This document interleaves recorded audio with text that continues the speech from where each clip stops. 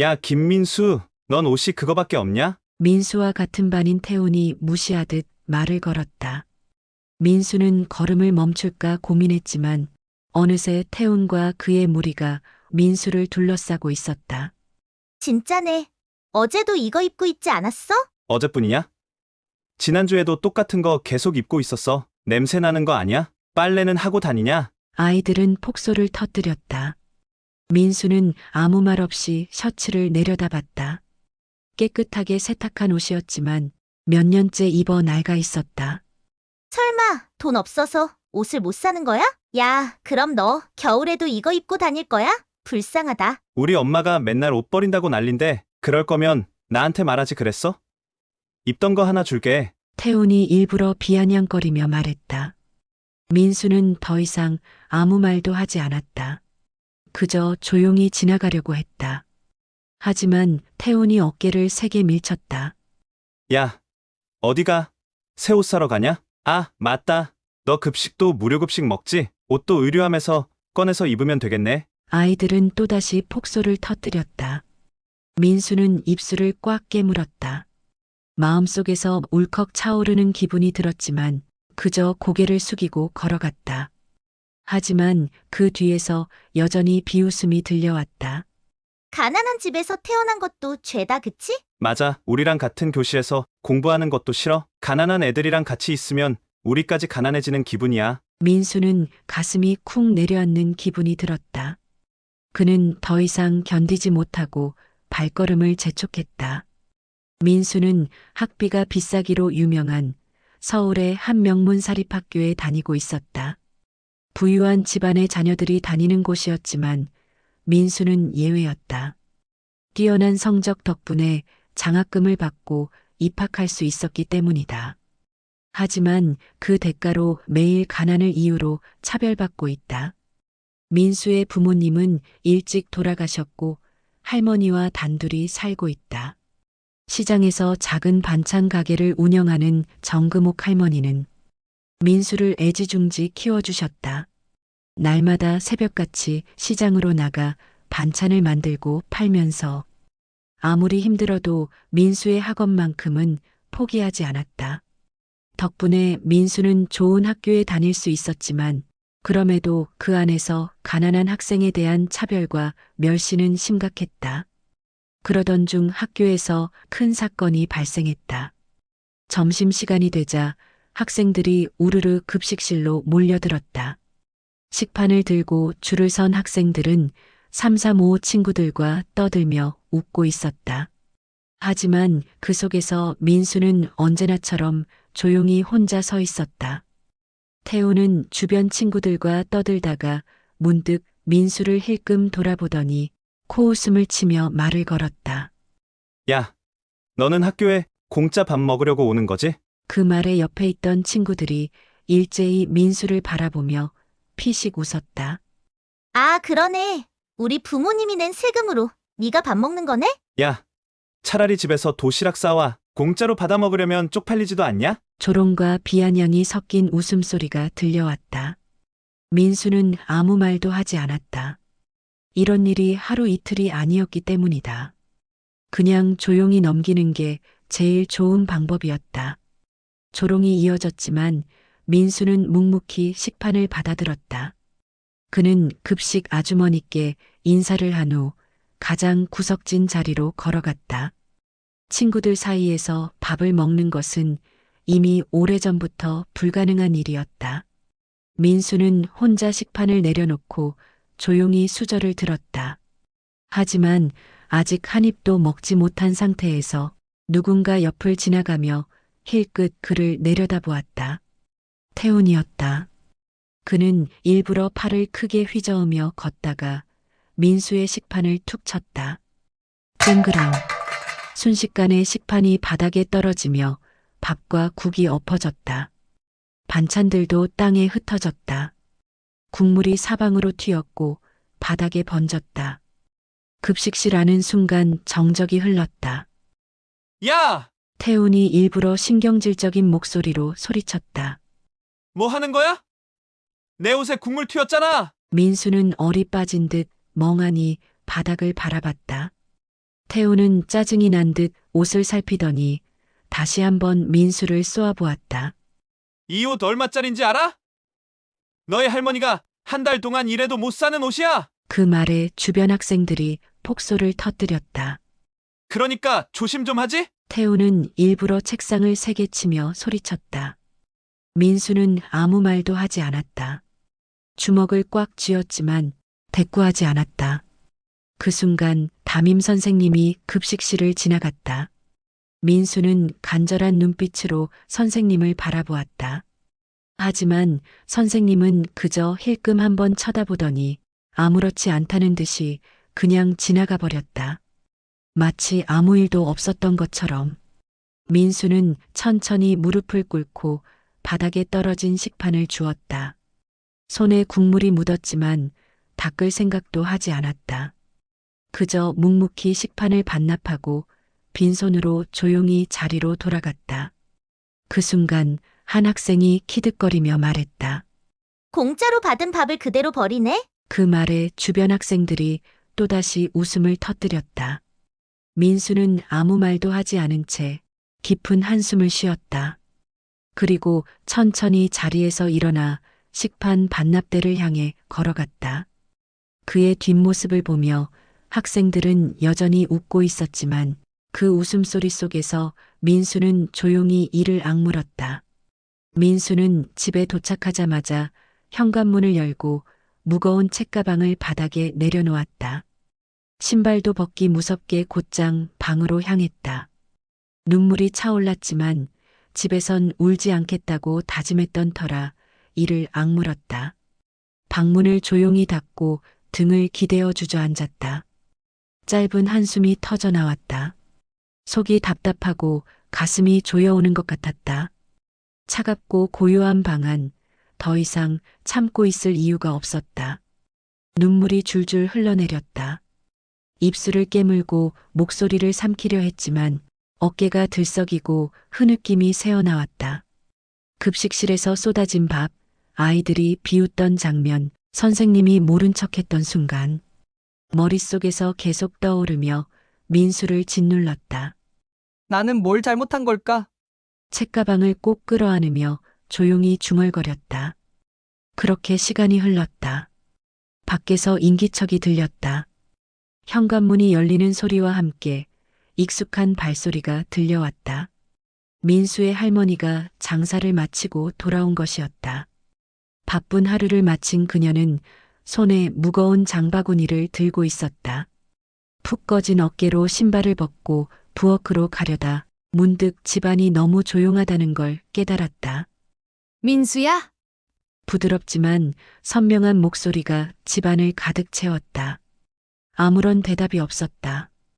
이상했다. 민수가 집에 돌아오면 늘 할머니 오셨어요? 하고 반겨주곤 했는데 오늘은 인기척조차 없었다. 할머니는 눈썹을 살짝 찌푸리며 조심스레 민수의 방 앞으로 다가갔다. 문틈으로 희미한 불빛이 새어나왔다. 그리고 아주 작은 흐느낌이 들려왔다. 할머니는 가슴이 철렁 내려앉았다.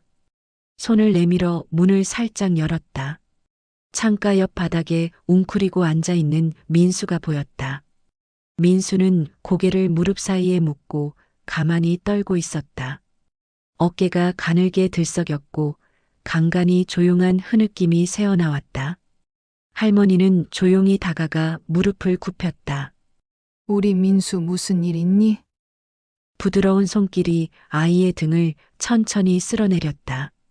민수는 깜짝 놀란 듯 움찔했지만 할머니의 익숙한 손길에 이내 어깨에 힘을 풀었다. 그러나 고개는 들지 못했다. 할머니는 아무 말 없이 민수 옆에 앉아 등을 토닥였다. 잠시 침묵이 흐른 뒤 다시 조용한 목소리로 물었다. 무슨 일이 있었던 거야? 응, 그제야 민수는 천천히 고개를 들었다. 빨갛게 충혈된 눈망울, 볼을 타고 흐른 눈물 자국이 그대로 남아 있었다. 입을 떼려 했지만 다시 목이 메었다. 할머니는 기다렸다. 한참을 망설이던 민수가 결국 작은 목소리로 말했다. 학교에서 애들이 가난하다고 놀렸어요. 맨날 같은 옷 입는다고, 급식 공짜로 먹는다고 학교 다닐 자격도 없대요. 말을 하자마자 다시 눈물이 차올랐다. 저는 그냥 열심히 공부하고 싶은데 아무 잘못도 안 했는데 목소리는 점점 더 떨렸고 결국 마지막 말은 울먹임으로 묻혔다. 할머니는 아무 말 없이 민수를 바라보았다. 이 작은 아이가 얼마나 많은 걸 참고 있었을까. 그녀는 조용히 민수를 품에 안았다. 우리 민수 얼마나 속상했을까? 손바닥으로 민수의 등을 천천히 쓸어내렸다. 민수는 그 품 안에서 눈을 감았다. 학교에서는 아무도 그의 편이 되어주지 않았다. 하지만 이곳에서는 할머니의 품속에서는 그 누구보다도 안전했다. 할머니는 민수를 꼭 안아주었다. 마른 몸이 품 안에서 작게 떨렸다. 아이는 말없이 울고 있었다. 어깨를 들썩이며 참으려 했지만 숨을 들이마실 때마다 떨리는 입술이 자꾸만 울음을 쏟아냈다. 할머니는 조용히 손자의 등을 쓸어내렸다. 여린 등이 이렇게 작았던가. 한 손으로도 다 감쌀 수 있을 만큼 가녀린 아이. 이렇게 여린 아이가 혼자서 얼마나 많은 걸 견뎌왔을까. 미안하다. 민수야. 할머니가 좀 더 잘났더라면 우리 민수가 이런 일로 속상해할 일 없었을 텐데. 할머니는 애써 미소를 지어 보였다. 그러나 눈가가 붉어지는 것을 감출 수 없었다. 우리 집이 조금만 더 넉넉했더라면 너도 남들처럼 좋은 옷 입고 먹고 싶은 거 마음껏 먹을 수 있었을 텐데. 그런데도 우리 민수가 하루도 힘들다는 소리 안 하고. 할머니는 입술을 깨물었다. 말끝이 떨렸다. 눈물이 차올랐다. 미안하다. 민수야, 할미가 부족해서 내가 이런 고생을 하는구나. 민수는 그제야 고개를 살짝 들었다. 그러나 눈물에 젖은 얼굴을 감추려 다시 고개를 숙였다. 할머니는 손자의 차가운 손을 꼭 쥐었다. 아이의 손은 작고 여렸지만 얇게 갈라진 손가락 끝에서 손등을 따라 흐르는 미세한 떨림이 느껴졌다. 할머니가 더 열심히 일할게. 더 열심히 해서 돈 많이 벌고 우리 민수 좋은 환경에서 아무 걱정 없이 학교 다니게 해줄게. 할머니의 목소리는 흔들렸다. 눈가에 눈물이 맺혔다. 하지만 끝까지 애써 웃어 보였다. 민수도 그런 할머니의 모습을 보고 필사적으로 애써 미소를 지었다. 할머니가 더 이상 자신을 걱정하지 않도록. 할머니는 그 모습을 보고 더 안타까웠다. 그 작은 어깨가 감당해야 할 무게가 너무나도 버거워 보였다. 아무리 씩씩하게 굴어도 어린아이다. 매일같이 상처받고도 아무렇지 않은 척 버티고 있는 것이 안쓰러웠다. 그 순간 민수의 목소리가 할머니의 마음을 울렸다. 이건 할머니 잘못이 아니에요. 민수는 할머니의 따뜻한 손을 꼭 쥐며 말했다. 오히려 할머니는 저를 이렇게 먹여주고 보살펴 주시잖아요. 민수야, 그 애들이 나쁜 거예요. 사람을 돈으로 판단하는 게 나쁜 거라고요. 민수는 필사적으로 자신의 감정을 숨기며 담담한 척했다. 저는 가난한 게 부끄럽지 않아요. 부끄러운 건 다른 사람을 함부로 판단하는 아이들이에요. 민수는 주먹을 꽉 쥐었다. 어린 나이지만 누구보다도 단단한 목소리였다. 할머니는 그 작은 손을 보며 눈물이 핑 돌았다. 그렇게까지 무시를 당했는데도 민수는 자신을 부끄러워하지 않았다. 오히려 가난하다는 이유로 누군가를 함부로 대하는 사람들을 탓했다. 할머니는 손자의 말이 가슴을 후벼 파는 것처럼 아팠다. 어린아이가 어른처럼 자신을 위로하고 있었다. 이게 얼마나 가슴 아픈 일인지 어린 손자가 자신의 상처를 감추고 할머니를 위로해야 하는 현실이 너무도 가혹했다. 할머니는 떨리는 손으로 민수의 어깨를 감싸 안으며 나지막이 속삭였다. 우리 민수, 정말 훌륭한 아이구나. 민수는 여전히 눈물이 맺혀 있는 눈으로 활짝 웃어 보였다. 잔뜩 울어버린 얼굴이었지만 할머니를 안심시키려는 듯 씩씩한 미소였다. 할머니, 저 괜찮아요. 진짜예요. 할머니는 가슴이 저릿했다. 내일부터 다시 열심히 학교 다닐게요. 그렇게 말하며 해맑게 웃는 손자가 너무 기특해서 그리고 너무 안쓰러워서 할머니는 민수를 꼭 끌어안으며 조용히 속삭였다. 그래, 우리 민수. 힘내자. 미안하고 고마워. 민수는 조용히 할머니의 품에 안겨 있었다. 하지만 할머니는 여전히 속이 무너져 내리는 기분이었다. 이 아이가 앞으로도 이렇게 웃으며 지낼 수 있도록 더는 세상의 차별과 냉대 속에서 혼자 버티게 두지 않겠다고 할머니는 다시 한번 굳게 다짐했다. 다음 날 운동장에는 학생들의 환호성과 휘슬 소리가 울려 퍼졌다.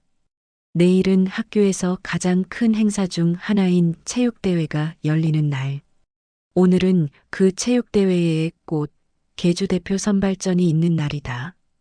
운동장은 학생들로 가득했고 각 반의 대표 선수들이 나와 계주 경기를 준비하고 있었다. 민수도 그중 한 명이었다. 민수는 운동장 한쪽에서 조용히 몸을 풀고 있었다. 하지만 그를 향한 시선은 곱지 않았다. 멀리서 몇몇 학생들이 삼삼오오 모여 민수를 보며 속삭이고 있었다. 가난한 애가 반대표! 절대 안 돼! 저런 애가 1등 하면 반 분위기 다 망쳐. 그들은 희죽희죽 웃으며 민수를 향해 고개를 돌렸다. 태우는 자신감 넘치는 표정으로 민수에게 다가왔다. 야, 민수, 이 반의 계주 대표는 나야. 너 같은 애는 그냥 무료급식이나 먹어. 알겠지? 주변에서 들리던 웃음소리가 더욱 커졌다. 민수는 태훈을 바라보았지만 아무 말도 하지 않았다. 그저 주먹을 꽉 쥔 채 조용히 몸을 풀었다. 곧이어 호각 소리가 울렸고 계주 대표 선발전을 위한 달리기 경기가 시작되었다. 민수는 출발선에서 심호흡을 깊이 들이마셨다. 오늘만큼은 그 어떤 방해도 신경 쓰지 않고 그저 최선을 다해 뛰기로 마음먹었다. 제자리에 준비. 담임 선생님의 호각 소리가 울리자마자 학생들이 전속력으로 달리기 시작했다. 운동장이 한순간에 열기로 가득 찼다. 민수는 강한 추진력으로 몸을 앞으로 밀어냈다.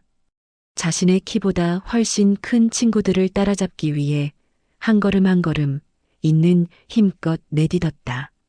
순식간에 학생들을 추월하며 민수는 선두로 나아갔다. 와, 저거 봐. 민수가 1등 하겠는데? 민수는 마지막 결승선을 향해 전력 질주했다. 조금만 더 가면 1등이었다. 그 순간 태훈이 민수의 앞을 가로막으며 눈에 띄지 않게 발을 슬쩍 내밀었다. 찰나의 순간 민수의 발이 태훈의 다리에 걸려 공중으로 몸이 붕 떴다. 그리고 바닥에 거칠게 내동댕이 쳐졌다. 민수의 무릎이 날카로운 운동장 바닥과 부딪히며 찢어지듯이 까졌다. 팔꿈치도 함께 긁혔고 작은 흙먼지들이 옷에 잔뜩 묻었다. 주변은 한순간에 조용해졌다. 그리고 후하하. 야, 저거 봤어? 아니, 저렇게 넘어질 수도 있냐? 학생들의 웃음이 하나둘씩 터져나왔다. 민수는 아프고 쓰라린 무릎을 부여잡았다. 하지만 더 아픈 것은 그들의 비웃음이었다. 그는 이를 악물고 다시 일어섰다. 그리고 남은 거리를 최선을 다해 달렸다. 하지만 민수는 꼴찌로 결승선을 통과했다. 아무도 민수를 신경 쓰지 않았다. 심지어 담임 선생님조차 그를 쳐다보지 않았다. 반면 태우는 결승선을 통과하자마자 아무 일도 없었다는 듯 친구들과 하이파이브를 했다. 야, 잘했어. 역시 우리 반 대표는 태훈이지. 민수는 조용히 숨을 몰아쉬었다. 그러나 그 누구도 민수에게 다가와 괜찮냐고 묻지 않았다. 그 순간 민수의 두 손이 떨렸다. 주먹을 꽉 쥐고 아무 말도 하지 않았다. 그러나 아무리 참고 또 참아도 손끝이 떨리고 목구멍이 뜨거워졌다. 그저 너무나도 서러웠다. 민수는 이를 악물며 상처난 무릎을 손으로 감쌌다. 뜨겁게 달아오른 얼굴, 울컥 차오르는 감정. 그는 결코 다시 울고 싶지 않았다. 그러나 억울했다.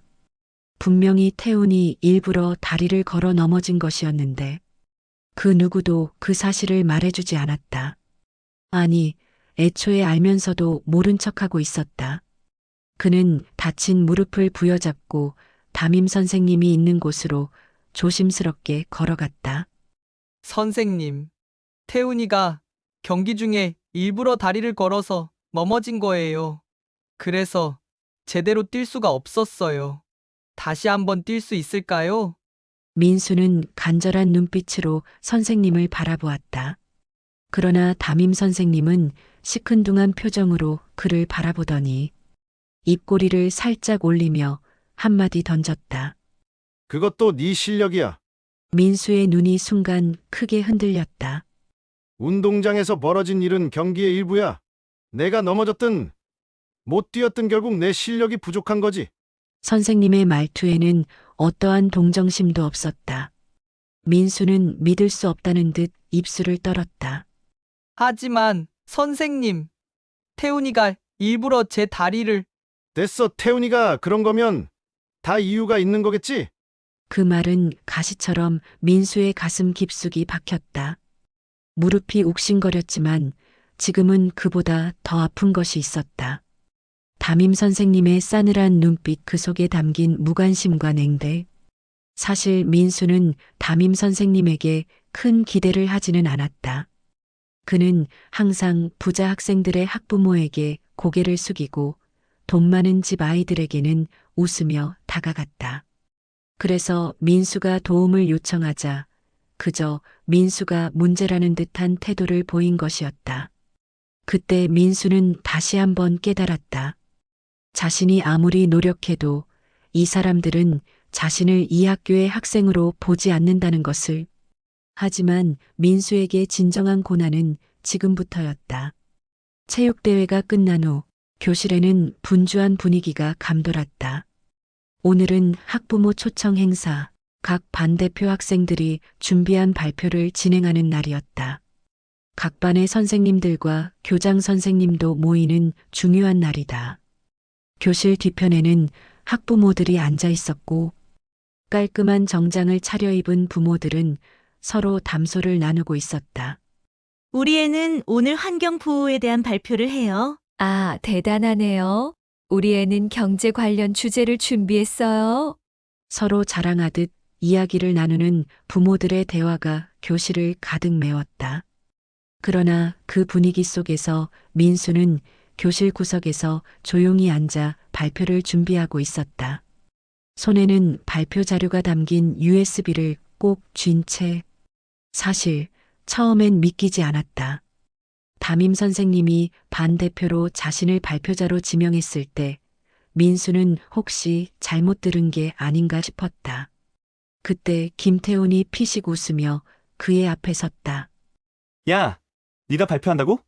재밌겠다. 잘해봐. 잘하면 우리가 너 친구로 대해주게. 민수는 이를 악물었다. 그들에게 잘 보이기 위함이 아니었다. 그저 자신을 위해 열심히 발표를 준비했다. 학교 컴퓨터실에서 어렵게 자료를 만들어 USB에 저장했고 밤에도 줄줄 외우며 연습했다. 모든 준비를 마쳤다고 생각했다. 하지만 막상 발표 시간이 되자 컴퓨터 화면에 아무것도 없었다. 어? 민수는 화면을 멍하니 바라보았다. 그가 밤을 새워 만든 발표 자료가 전부 사라져 있었다. 불길한 예감이 스쳤다. 그는 황급히 키보드를 두드려 파일을 찾으려 했지만 폴더 안은 텅 비어 있었다. 그 순간 뒤쪽에서 웃음소리가 들려왔다. 야, 얘 봐, 당황했어. 설마 파일 없어졌냐? 혹시 아이 준비를 안 해온 거 아니야? 집에 컴퓨터가 없는 거 아니야? 민수는 등 뒤에서 들리는 비웃음을 들으며 식은땀을 흘렸다. 심장이 쿵쿵 뛰었다. 숨이 막혔다. 그때 무언가를 눈치챘다. 김태훈과 그 무리가 의기양양한 표정으로 그를 바라보고 있었다. 설마 이 녀석들이 일부러? 그 순간 손에 힘이 들어갔다. 주먹을 쥔 손끝이 하얗게 변했다. 하지만 지금은 그럴 시간이 없었다. 그는 떨리는 목소리로 말했다. 죄송합니다. 파일이. 그러나 그 순간 교실 뒤편에서 낮고도 냉소적인 목소리가 들려왔다. 저런 애가 반대표? 수준 떨어지네. 그 말이 떨어지자 학부모들이 키득거리며 수군거리기 시작했다. 요즘 애들은 컴퓨터 다룰 줄 안다더니. 아휴, 참. 반대표 선발을 어떻게 한 거야? 뒤편에서 부모들의 웅성거림이 커졌다. 민수는 얼굴이 화끈 달아올랐다. 숨이 점점 가빠졌다. 그 순간 앞줄에 앉아있던 학생이 손을 들고 말했다. 저기 선생님, 이 아이 정말 반대표로 적합한가요? 그 말이 끝나자 교실 안이 쥐 죽은 듯 조용해졌다. 그리고 그 광경을 지켜보던 교장 선생님이 불편한 듯 말했다. 선생님, 이게 무슨 상황인가요? 그리고 담임 선생님이 자리에서 일어나 차가운 눈빛으로 민수를 내려다보았다. 민수야, 너 제대로 준비를 안 한 거야? 이게 얼마나 중요한 수업인지 알고 있어? 선생님, 전 분명히 그만해. 냉정한 목소리가 민수의 말을 끊었다. 변명하지 말고 내려가. 그 순간 민수의 귓가에 들려오는 키득거리는 소리, 누군가의 비웃음, 그리고 부모들의 차가운 시선. 이 모든 것이 한꺼번에 민수를 덮쳐왔다. 그리고 손끝이 떨리는 것을 느끼며 천천히 자리에서 내려왔다. 그의 시야가 흐릿해졌다. 민수는 자리로 내려가려다 다시 고개를 들었다. 여기서 물러나면 안 될 것 같았다. 심장이 쿵쿵 뛰었다. 손에 쥔 종이가 바스락거렸다. 그는 주먹을 꽉 쥐고 다시 한번 앞으로 나섰다. 선생님, 죄송합니다. 다시 발표해도 될까요? 담임은 차가운 눈빛으로 그를 내려다보았다. 학부모들도 여전히 싸늘한 시선을 보냈다. 뭐? 다시 발표한다고? 뒤쪽에서 비웃는 목소리가 들렸다. 김태훈이었다. 그는 의자에 느긋하게 기대앉아 비웃음이 가득한 얼굴로 민수를 바라보고 있었다. 야, 넌 진짜 눈치도 없다. 그의 말에 주변에서 웃음소리가 터져나왔다. 교실이 떠들썩해졌다. 아이들이 키득거리고 학부모들은 어이없다는 듯 고개를 저었다. 민수의 손이 떨렸다. 입술을 질끈 깨물었다. 그런데 이상하게도 목소리가 나오지 않았다. 온몸이 얼어붙는 느낌이었다. 그 순간 도저히 더는 견딜 수 없었다.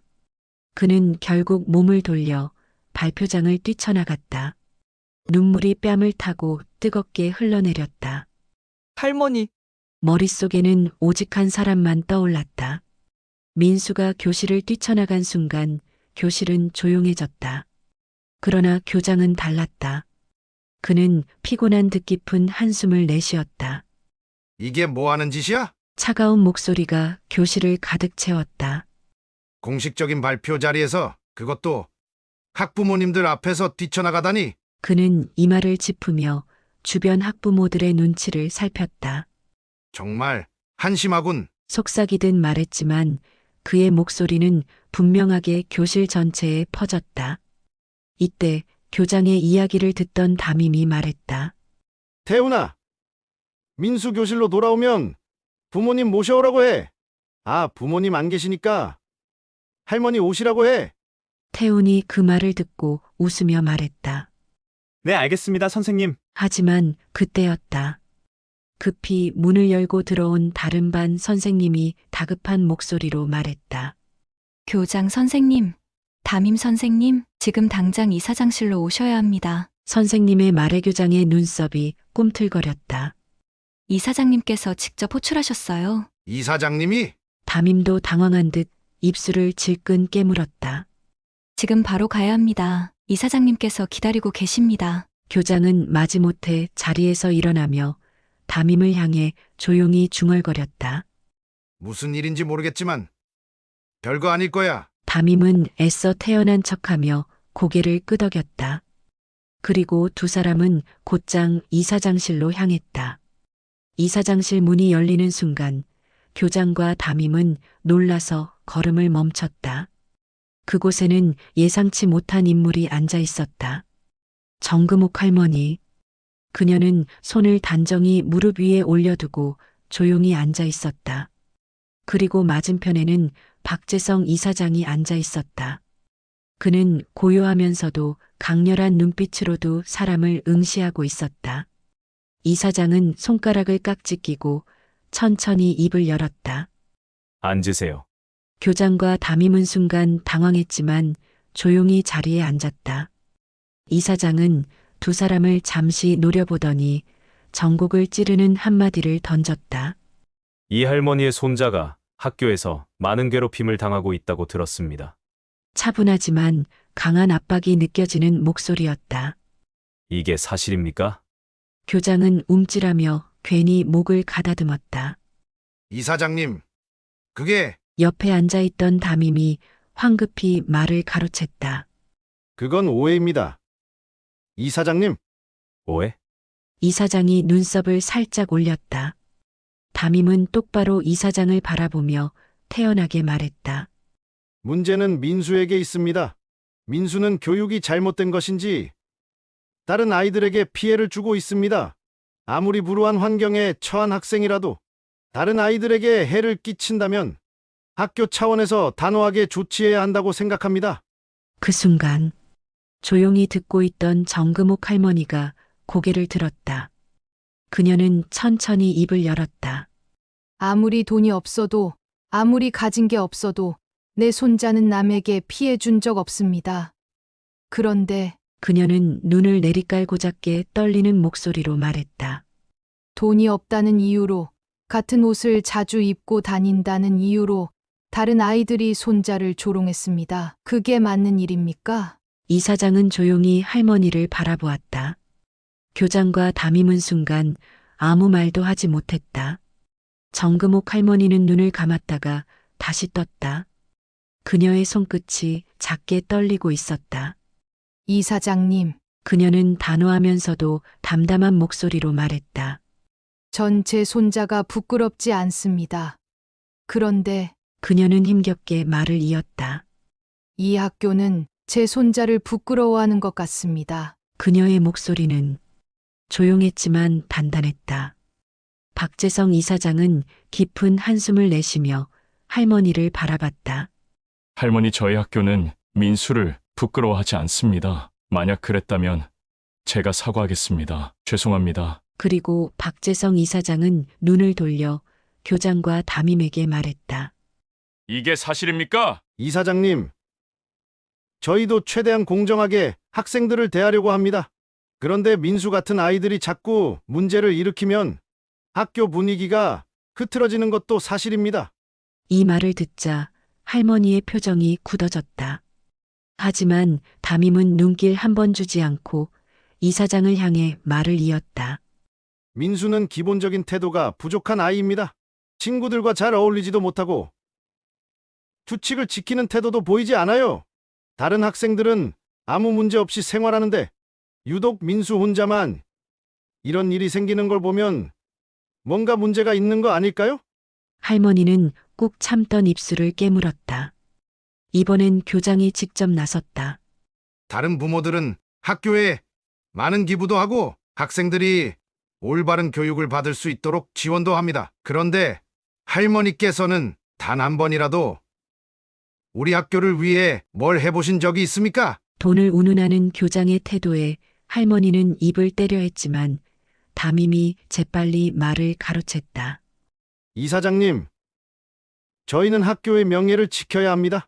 솔직히 말해서 민수 같은 학생이 계속 문제를 일으키면 다른 학부모들이 가만히 있지 않을 겁니다.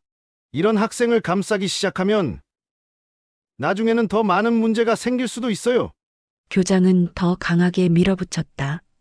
이사장님, 생각해 보십시오. 우리 학교는 사회적으로 높은 수준의 가정에서 온 아이들이 많습니다. 그 부모님들은 학교의 교육 방침을 신뢰하기 때문에 아이들을 보내는 겁니다. 그런데 가난한 학생이 자꾸 문제를 일으키면 학부모들이 뭐라고 하겠습니까? 우리 학교 수준이 이런가 하며 실망하지 않겠습니까? 학교에 대한 기부도 없고 후원도 없고 학생들에게도 영향을 줄 정도라면 솔직히 우리 학교에 다닐 자격이 있는 건지 생각해 봐야 하지 않겠습니까? 이 말이 떨어지자 이사장의 손끝이 살짝 움직였다. 천천히 맞대고 있던 손가락을 풀고 손끝으로 책상을 한번 두드렸다. 툭! 작은 소리였지만 교장과 담임의 말이 멈췄다. 이사장은 여전히 차분한 얼굴로 입을 열었다. 말씀 다 하셨습니까? 짧은 한마디. 그러나 그 어조는 이전과 전혀 달랐다. 교장과 담임이 미묘하게 긴장한 얼굴로 서로를 바라보았다. 이사장은 자리에서 천천히 몸을 일으켰다. 그의 시선이 교장과 담임을 차례로 훑었다. 학교 품위를 운운하기 전에 본인들이 학생들에게 어떤 교육을 해왔는지부터 돌아보는 게 좋겠습니다. 교장의 입술이 굳었다. 이사장은 눈을 가늘게 뜨고 말했다. 학교의 위신을 떨어뜨리는 건 학생이 아니라 공정하지 못한 교사들입니다. 순간 사무실 안의 공기가 얼어붙었다. 교장과 담임은 얼굴이 하얗게 질려 말을 잃었다. 당신들이 그렇게 자랑스러워하는 이 학교가 어떻게 유지될 수 있었는지 아십니까? 교장은 순간 말문이 막힌 듯했다. 그러나 이내 애써 태연한 척하며 대꾸했다.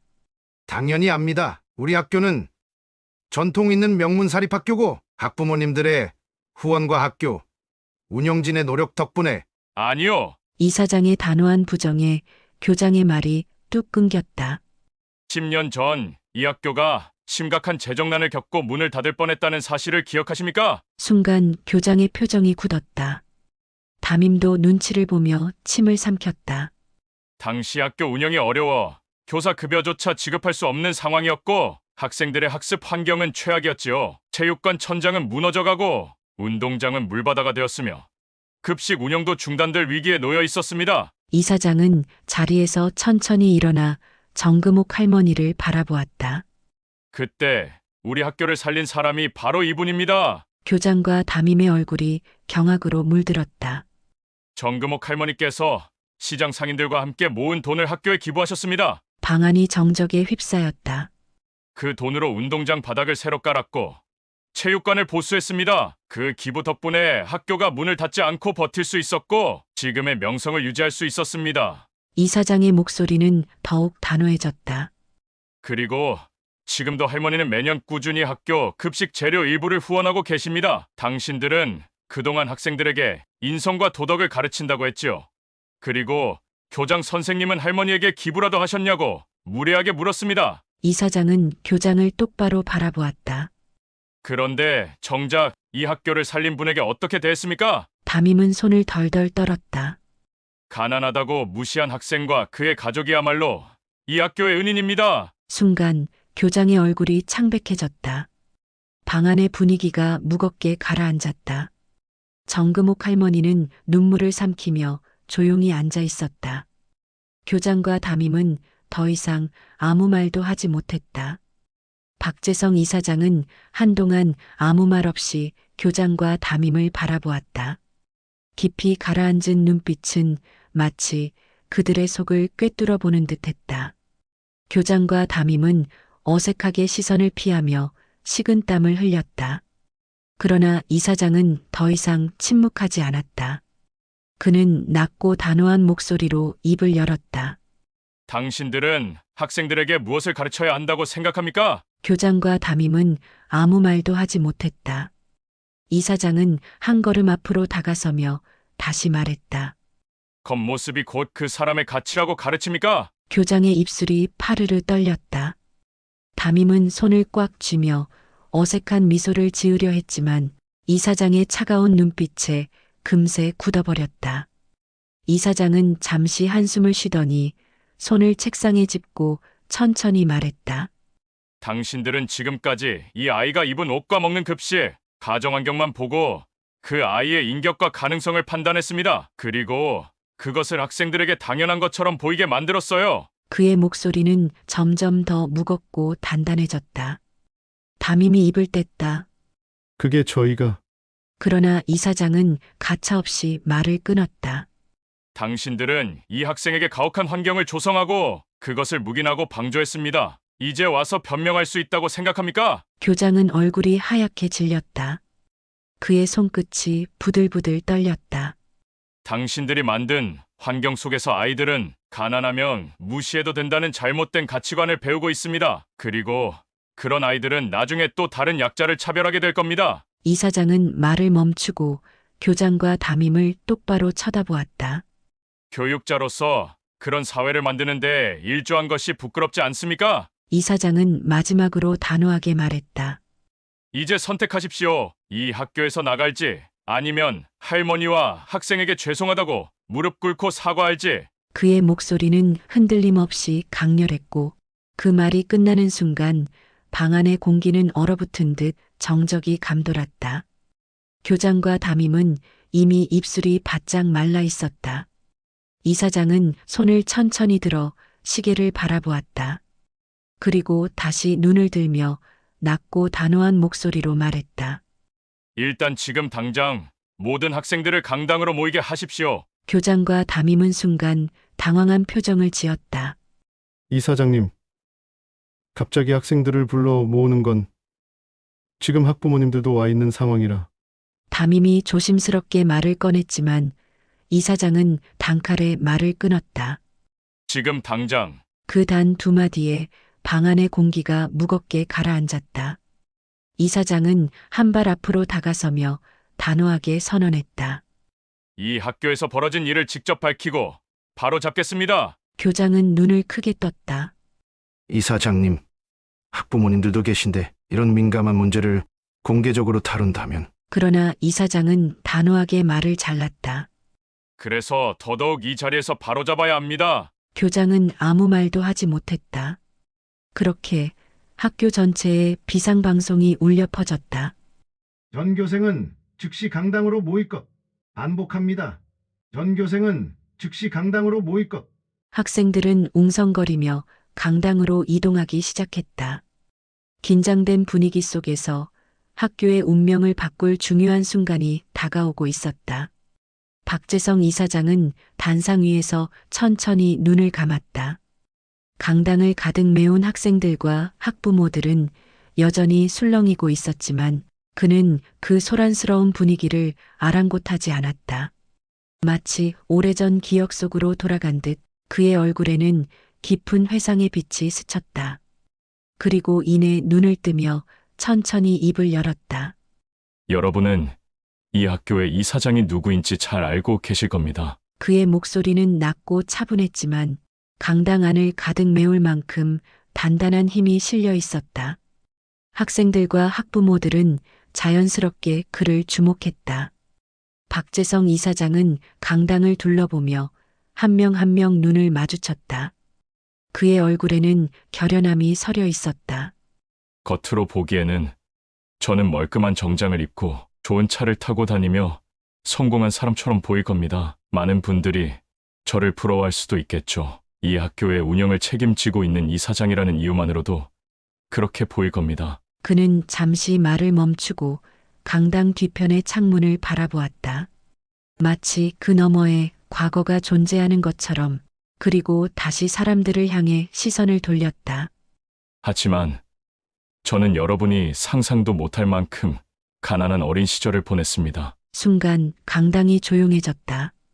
박재성 이사장의 얼굴에는 흔들림 없는 진지함이 서려 있었다. 어릴 적 저는 학교에 올 때 신발이 찢어져 있었습니다. 제대로 된 가방 하나 없이 낡은 책 한 권만 손에 들고 등교하곤 했죠. 점심을 굶는 날이 많았고 때로는 남은 음식을 얻어먹어야 했습니다. 그는 깊은 숨을 들이마시며 말을 이었다. 친구들은 저를 무시했습니다. 가난하다는 이유로 손가락질했죠. 누구도 저와 함께 밥을 먹으려 하지 않았습니다. 마치 제가 뭔가 잘못이라도 한 것처럼 아무 이유 없이 놀림을 받아야 했습니다. 그의 목소리는 차분했지만 그 안에 담긴 감정은 묵직하게 강당 안을 가로질렀다. 몇몇 학부모들은 멋쩍은 표정을 지었고 학생들 역시 예상치 못한 이야기 전개에 조용히 그의 말을 경청했다. 박재성 이사장은 한 손을 살며시 들어 보이며 손가락을 천천히 펴보였다. 이 손을 보십시오. 지금은 이사장이라는 이름 아래 책상에서 서류를 넘기고 학교를 운영하는 손이 되었지만 어린 시절엔 매일 거칠게 일했던 손이었습니다. 장갑도 없이 벽돌을 나르고 차가운 겨울바람 속에서도 신문을 돌려야 했던 손이었죠. 그는 다시 한번 강당을 둘러보았다. 누구도 예상치 못한 이사장의 과거. 그가 들려주는 이야기는 단순한 성공담이 아니었다. 한 아이가 단지 가난하다는 이유만으로 어떤 삶을 살아야 했는지를 들려주고 있었다. 여러분, 사람을 겉모습만으로 판단해서는 안 됩니다. 박재성 이사장의 목소리가 강당을 가득 채웠다.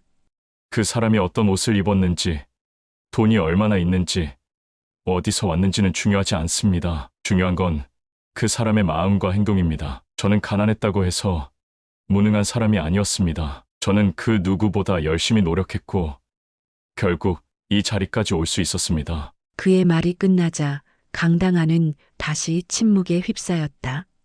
박재성 이사장은 잠시 뜸을 들이며 강당을 가득 채운 사람들을 바라보았다. 그는 천천히 입을 열었다. 여러분은 이 학교가 언제나 이렇게 번듯한 모습이었다고 생각하시겠죠? 강당 한쪽에서는 몇몇 학부모들이 나직이 웅성거렸다. 이 학교는 명성이 자자한 사립학교였고 많은 부모들이 아이를 입학시키기 위해 경쟁할 정도였다. 하지만 이사장의 말 속에는 무언가 다른 의미가 담겨 있었다. 박재성 이사장은 단상을 두드리며 말을 이어갔다. 그러나 몇 년 전만 해도 이 학교는 큰 위기에 처해 있었습니다. 운영 자금이 부족했습니다. 교사들의 월급조차 줄 수 없는 상황이었고 낡아가는 교실과 강당을 보수할 여력도 없었죠. 학생들과 학부모들 사이에서 작은 술렁임이 일었다.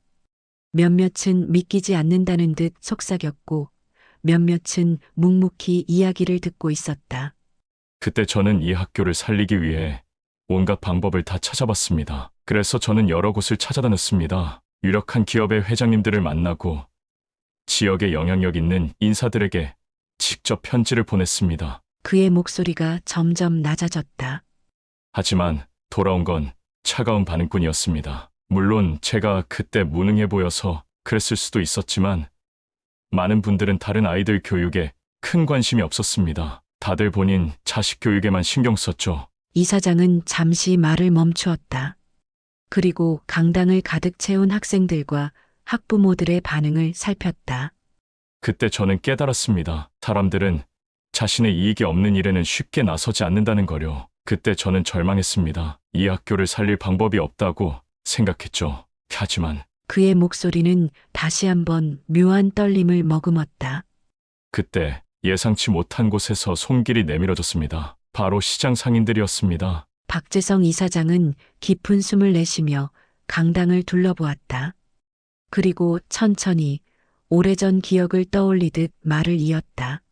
학교가 가장 어려웠던 그때 시장 사람들은 자신들의 동네 학교가 폐교 위기에 처해 있다는 사실을 알게 되었습니다. 그리고 상인분들이 학교를 찾아오셨죠.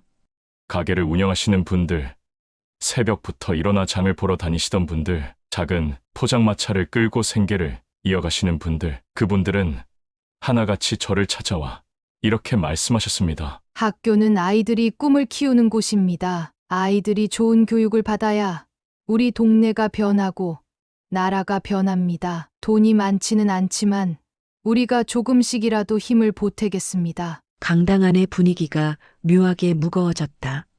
몇몇 학부모들은 고개를 숙였고 학생들 중 몇 명은 서로를 바라보며 수군거렸다. 그분들은 몇만 원, 몇천 원, 자신들의 소중한 돈을 차곡차곡 모아 학교에 기부하셨습니다. 어떤 분들은 자신이 한 달 동안 팔 물건 값의 일부를 기부금으로 내놓겠다고 하셨고, 어떤 분들은 매일 먹는 끼니를 줄이면서도 학교를 위해 힘을 보태셨습니다. 박재성 이사장의 목소리가 더욱 단단해졌다. 그리고 결국 그 희망이 이 학교를 살렸습니다. 그의 말이 끝나자 강당 안은 고요해졌다. 아무도 쉽게 입을 열지 못했다. 여러분이 앉아있는 이 학교가 시장의 작은 가게에서 포장마차에서 하루하루를 살아가는 사람들의 손끝에서 지켜졌다는 사실을 알고 계셔야 합니다. 몇몇 학부모들이 자리에서 몸을 움찔했다. 일부 학생들은 고개를 푹 숙였다. 그분들은 부자가 아닙니다. 세련된 정장을 입고 명품 가방을 들고 다니는 사람들도 아닙니다. 하지만 그분들이야말로 이 학교를 위해, 아이들의 미래를 위해 가장 중요한 결정을 내리고 실천한 분들이었습니다. 박재성 이사장은 마지막으로 장금옥 할머니를 바라보며 조용히 말했다. 이 자리에 계신 장금옥 할머니도 그때 학교를 위해 가장 먼저 나서 주셨던 분 중 한 분입니다. 아이들에게 좋은 교육을 받게 해주고 싶었던 마음, 그리고 이 학교에서 배우는 모든 아이들이 차별받지 않고 성장할 수 있길 바라는 마음으로 자신의 생활비를 줄여가면서까지 학교를 위해 헌신하셨죠. 그의 말이 끝나자 강당 안은 정막에 휩싸였다. 누군가는 눈시울을 붉혔고 누군가는 부끄러운 듯 고개를 떨궜다. 저는 여러분께 한 가지 부탁을 드리고 싶습니다. 그의 목소리는 나지막했지만 강당에 있는 모든 사람들이 귀를 기울이게 만들었다. 그는 학부모들에게 시선을 돌렸다. 우리 아이들이 살아갈 세상은 지금보다 훨씬 더 복잡하고 치열할 것입니다. 그리고 저는 그 세상이 더 따뜻하고 서로를 이해하는 공간이 되기를 바랍니다. 그의 목소리는 조용했지만 강한 울림이 있었다.